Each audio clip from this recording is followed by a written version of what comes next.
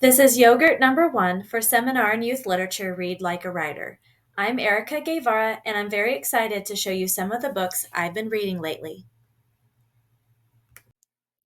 A few days ago, I had an epiphany that I could tie my inquiry topic to the books I've been reading for our volume reading challenge. I'll be taking a look at building empathy through reading.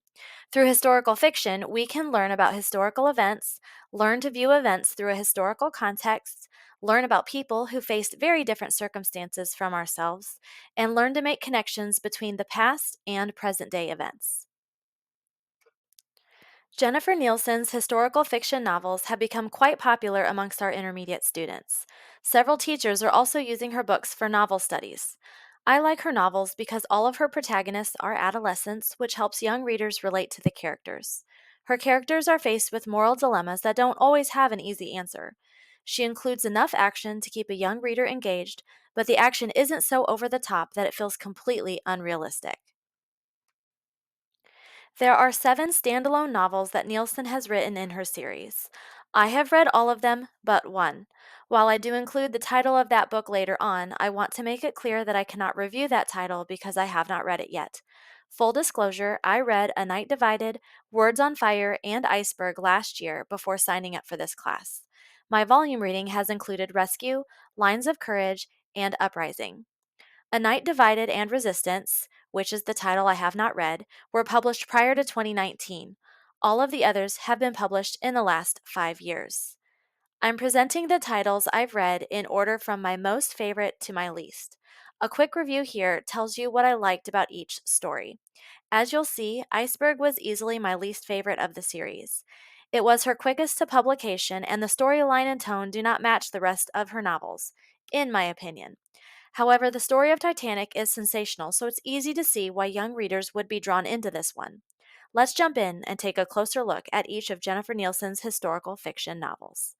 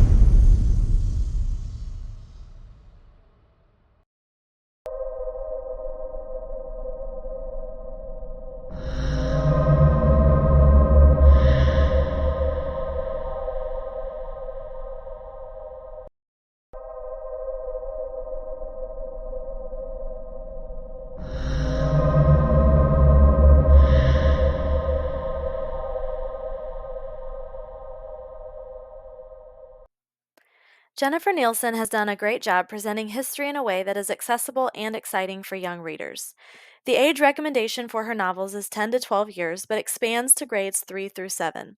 Personally, I think it's a stretch to consider these accessible to most 3rd and 4th grade students. I would consider her books perfect for 6th and 7th grade students or higher level 5th grade readers. Many of the deeper conversations regarding empathy or morality are probably better reserved for ages 11 and up. My summer reading in historical fiction has expanded beyond Jennifer Nielsen. Alan Gratz also has a great historical fiction series. His newest publication, Heroes, came out in March and I really enjoyed it. However, I think my favorite Gratz book is Refugee, which I read along with our sixth grade novel study in April. I found Coming Up Cuban in the classroom library of a sixth grade teacher down the hall from me. It caught my attention because we had just finished reading Refugee. Also, my husband's mother has Cuban heritage. He himself is an immigrant from Venezuela. Due to the complexity of Cuba's history and the four separate storylines of this book, I think it's better suited for a more mature reader. It helps if the reader is familiar with Cuba's backstory before diving into this novel. However, I still highly recommend it as an option if you're looking for something unique and diverse that will open up a reader's worldview.